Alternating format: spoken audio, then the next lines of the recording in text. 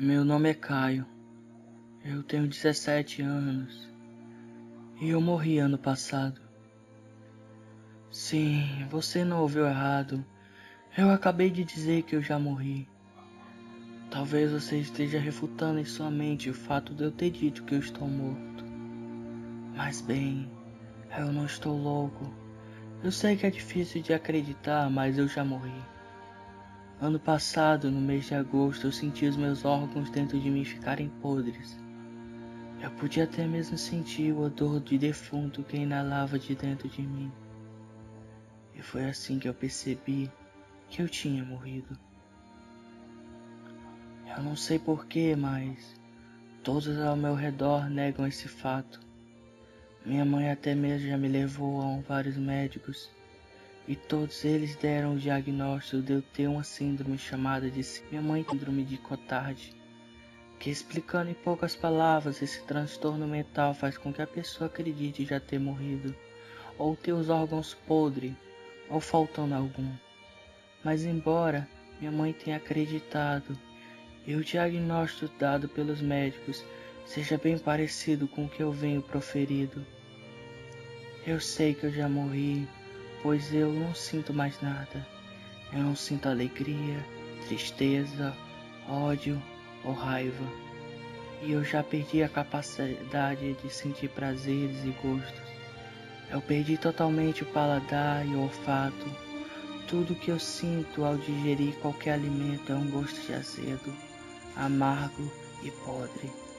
O cheiro inalado por minhas narinas são cheiros horríveis e repugnantes de podridão e morte.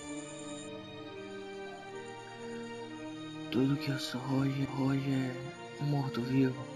É uma sociedade de alegrias e prazeres carnais. Eu não me sinto diferente. Na verdade, eu me sinto estranho. Como um ser excluído do restante da sociedade por eu ser diferente. Por eu não ser aceito por eles. No momento em questão, ao qual eu me encontro perdido em minhas reflexões matinais, eu me encontro a tomar um lindo e maravilhoso café da manhã, que até seria um momento bom e agradável se não fosse pelo fato de eu estar morto, e esta comida me enojar, tanto pelo cheiro como pela horrenda e angustiante cheiro. Já sem mais suportar aquele gosto e o forte odor, eu me levanto rapidamente, como se eu fosse sair correndo a qualquer momento. Minha mãe percebera minha aflição e me fala: Caio, você já está indo? Eu respondo por mera obediência: Sim, eu já terminei.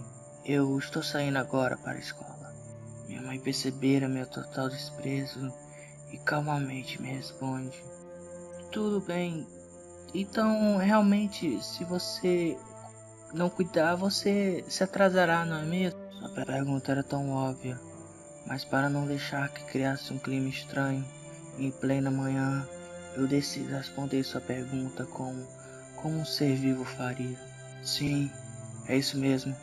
Eu estou indo. Então, ela ouviu minha despedida, talvez um pouco amarga. Para os padrões de um ser vivo, ela então se despede de mim, apresentando um tom de preocupação. Palavras: Pois então tome cuidado e olhe para os dois lados antes de atravessar a rua. E não fique muito tempo no sol para você não ficar doente. Eu me viro e saio sem ligar muito para suas palavras, pois eu já estava morto. Então, caso eu fosse atropelado quando eu atravessasse a rua, isso não ia mudar em nada, como também o fato de eu ficar exposto ao sol por bastante tempo, pois eu estava morto. Então, nesse caso, eu não poderia adoecer. Eu acho que minha mãe era uma situação um pouco complicada para ela, pois ela me criou sempre sozinha e recentemente ela ficou desempregada e logo o dinheiro irá acabar e ela não consegue um novo emprego e ainda por cima eu estou morto.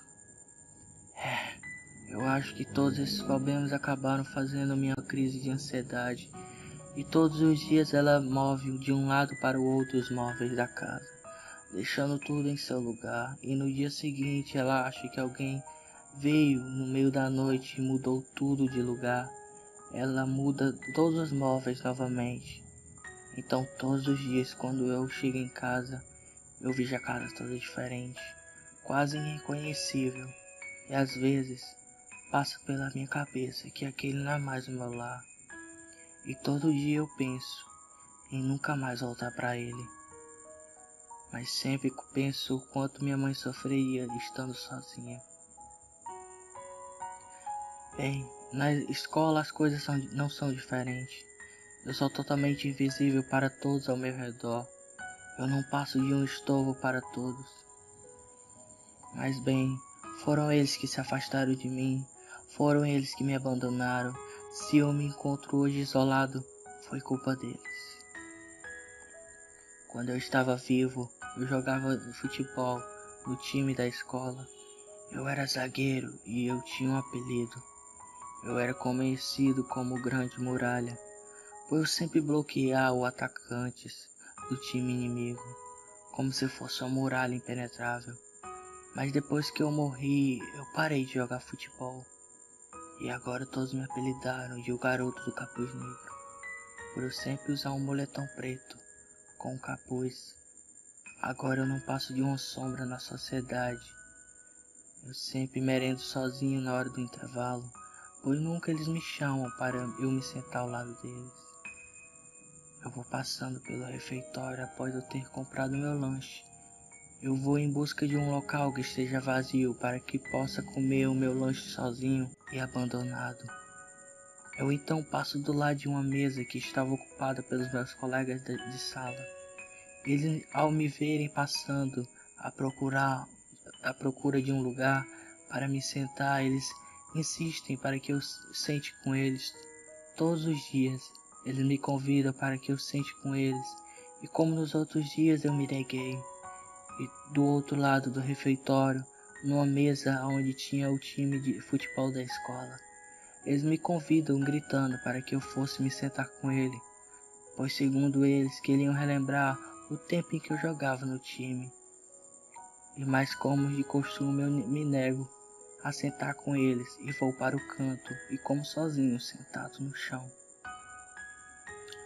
No final da aula, enquanto eu guardo meu material, vejo um grupo de alunos que se juntam ao redor da carteira ao lado da minha, que pertencia a Ingrid, e eu acabo que não posso deixar de ouvir sobre o que Ingrid falava a eles. Assustadora é a realidade, uma simples morte ecoa sombria aqui nessa escola. Tudo que eu sei, eu ouvi dizer, e que falaram que há 3 anos, que alguém que partiu continua a existir. No terceiro andar, todo final de tarde, como esse, quando o sol já está a se pôr, o fantasma da garota que se matou aqui na escola aparece andando pelos corredores com um sorriso de um lado ao outro do seu rosto, cantarolando uma calma e triste melodia. E como ela era uma aluna amada por todos, várias pessoas visitam o terceiro andar para se encontrar com ela. Quando então eu escuto que ela estava contando uma história de terror sobre um garoto que havia se matado na escola, eu sarcasticamente falo: pois é, como é triste a morte de um aluno tão amado. Quando ela escuta o que eu disse, ela logo me responde: mas ela não morreu, ela que continua aqui conosco. Ingrid se aproxima e rapidamente me faz um convite para mim. Se você não acredita no fantasma da garota do terceiro andar, por que você não vem com a gente ver se é real ou não? Eu fico pensando um pouco, mas me lembro que eu tinha um compromisso após o colégio. Desculpe, mas eu tenho que ir hoje no hospital visitar a Camila. Camila era minha namorada. Ela era também da minha sala, só que ela estava internada no hospital. Ingrid, ao ver que eu não podia, faz a proposta aos outros. Ah, tudo bem, Caio. Manda um oi meu para a Camila. E eu espero que ela melhore logo para nós dançarmos balé juntas novamente. Bem, o Caio não vai, mas e aí, quem tem coragem de vir comigo ver a garota do fantasma do terceiro andar? Após Ingrid fazer o tal e assustador e infantil convite, todos que a rodeavam vão criando desculpas para não acompanharem ela para o terceiro andar. Era engraçado ver eles despreparados, pois com a vida em risco se tornam desesperados. Isso me faz lembrar uma frase de um poeta: os que vivem na ignorância se mantêm no real sombrio. Todos aqueles estavam com medo de sentir medo. Eu chego ao hospital onde Camila, minha namorada, estava internada. Antes de eu entrar no seu quarto, uma das enfermeiras me dá uma máscara hospitalar. Mas mesmo com a máscara eu consigo sentir o cheiro de podridão. Camila teve 85% do corpo queimado. Seu corpo estava em carne viva, envolto de faixas da cabeça aos pés. Sua respiração era falha e agonizante. Em seus olhos, cheios de lágrimas, eu vi o que talvez seria a única coisa que restou da Camila, porque eu sei que aquela coisa desfigurada que estava apodrecendo em cima daquela cama não era minha namorada, pelo menos não mais. Toda vida que eu ia visitar ela, eu pensava em terminar com ela, mas quando eu olhava aqueles olhos brilhantes, felizes, por eu estar indo visitá-la, eu acabava mudando de ideia, pois eu acredito que no meio daquele monte de faixa e de pele queimada, eu sabia que lá no fundo estava a garota que eu pedi em namoro. Eu só queria saber por que aquela coisa não morria logo, pois assim eu ficaria livre de ser o namorado dela. Lentamente ela ergue sua mão e suavemente ela coloca sua mão sobre as minhas mãos.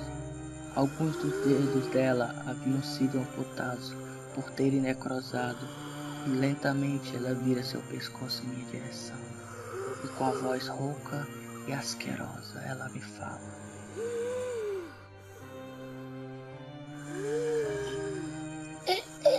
Eu te amo. Ao ouvir aquelas suas palavras, ela vira seu pescoço novamente e se coloca a olhar para o teto, enquanto sua pequena mão envolve em volta de faixas continuava sob minha mão. Eu não consigo segurar minhas lágrimas e acabo chorando com um choro baixinho e abafado. Eu então seguro na sua mão e começo a pedir desculpas. Desculpas. Desculpa, me desculpa.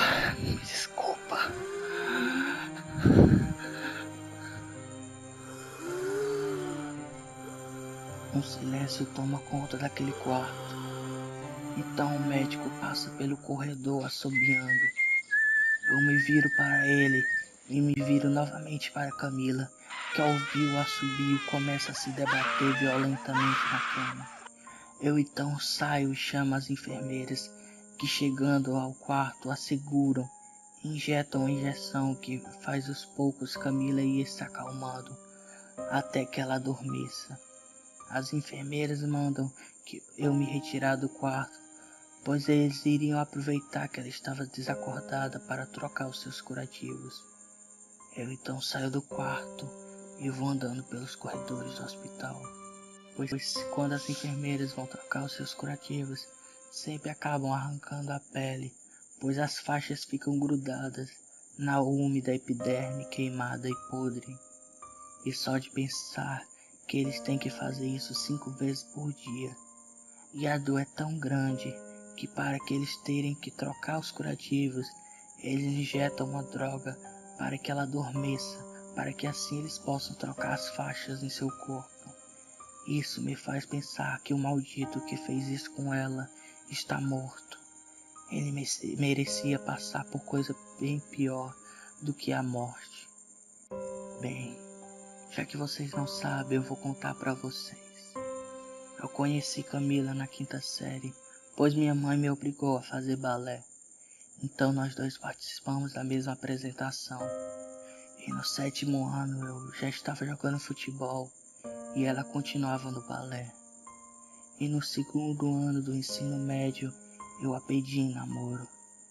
Ela ainda quis hesitar, mas acabou aceitando no final. Então foi aí que ela me contou um segredo, e foi nesse momento que os problemas começaram.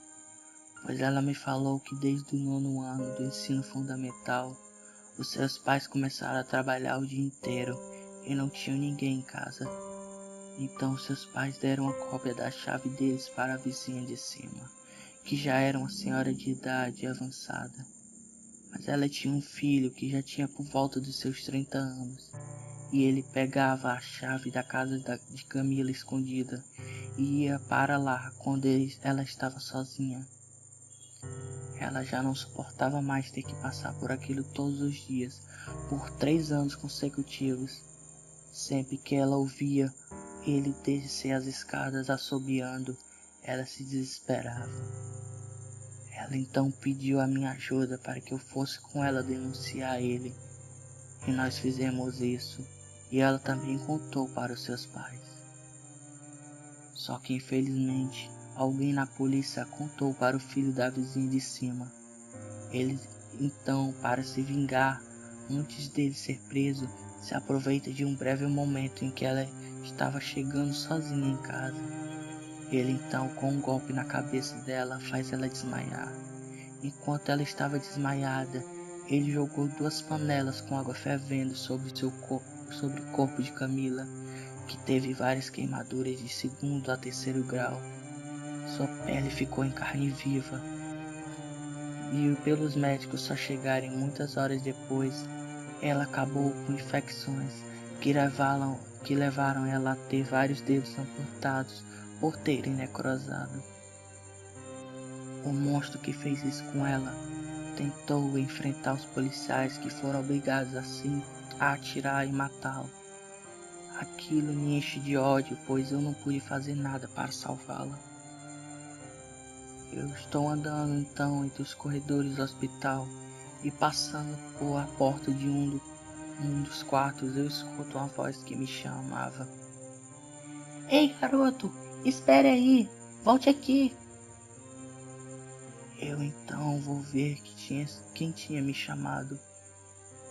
Então eu vejo um garoto de uns 14 anos sentada sobre a cama. Quando eu tomo conta, eu estou sentado em silêncio escutando aquela garota falando sobre princesas, rainhas e castelos. Tudo que ela me perguntava eu concordava, e às vezes ela se irritava quando eu concordava com alguma de suas perguntas. Então eu percebo que essa eu deveria resolver me ter dito que não concordava. Eu então vejo uma mulher espreitava do lado de fora do quarto. Possivelmente era a mãe daquela garota. Eu então resolvo me despedir daquela garota, e quando eu estou saindo, ela segura meu braço e me pergunta: Você vai vir aqui amanhã, né? Eu então, surpreso com aquela situação e vendo a sua preocupação, eu resolvo lhe dar uma resposta um pouco vaga. Talvez sim. Por quê? Ela se entristece com minha resposta e, desesperada, ela me pergunta algo novamente. Será que você poderia vir todos os dias me visitar? Aquela pergunta me deixa curioso. Então eu a pergunto: Por que você quer que eu venha te visitar você todos os dias? Ela então demora um pouco para me responder, como se estivesse evitando. Então ela responde: Acontece que eu só vou estar alguns dias por aqui. Eu sem entender porque ela tinha demorado tanto tempo para responder aquela resposta. Eu então a faço outra pergunta. Você só vai estar por mais alguns dias? Isso então quer dizer que você receberá alta logo logo? Eu vejo que novamente ela tenta evitar a resposta, fazendo-se uso de um silêncio de suspense, até que ela resolve me falar. Eu estou com uma doença fatal e eu irei morrer em alguns dias. Eu sou pego desprevenido com o tamanho e impacto de sua resposta. Eu me viro e vou saindo do quarto, e ela novamente me faz a pergunta se eu poderia vir visitá-la todos os dias que ainda a restavam. No quarto eu respondo-a com uma resposta um tanto vaga, deixando-a como talvez. Ao sair do quarto, e já na recepção do hospital, a senhora que estava do lado de fora do quarto vem falar comigo. Olá, eu não te conheço e você não me conhece, mas eu vi que você estava conversando com a minha filha e ela não costuma falar muito nem mesmo comigo e por algum motivo ela decidiu conversar com você e ela ainda te perguntou se você poderia retornar. Isso prova que de alguma forma ela gosta de você. E antes que fique preocupado, ela não tem nenhuma doença fatal. O que acontece é que ela tem uma síndrome chamada de hipocondria, onde ela acha que tem uma doença fatal, a qual ela vai morrer em poucos dias. E isso a faz tentar cometer suicídio. E por mais de 7 vezes, ela tentou se matar. E a última vez foi recentemente. E essa também é a causa dela estar aqui no hospital, se recuperando. Eu sei que isso é pedir demais para um estranho, mas será que você poderia vir vê-la pelo menos alguns dias durante a semana? Quando então eu vejo o pedido desesperado daquela mãe, eu resolvo aceitar sem pensar 2 vezes. Pois eu sei que aquela ali podia ser minha mãe, querendo que seu filho melhorasse de sua síndrome. E isso daquela garota só falar comigo como se ela soubesse que eu também tenho uma síndrome. Isso me faz lembrar de um poema que dizia assim: no dito leito de morte, a sorte saiu de ti, sem tentar nem se salvar. E patético ao desistir, não creio no que pareço, acredito no que sou. E sim, eu não creio no que pareço, e eu acredito no que eu sou, e eu sou um morto. Eu então saio do hospital e vejo que estava de noite e estava fazendo bastante frio. Droga, acho que eu vou pegar um resfriado.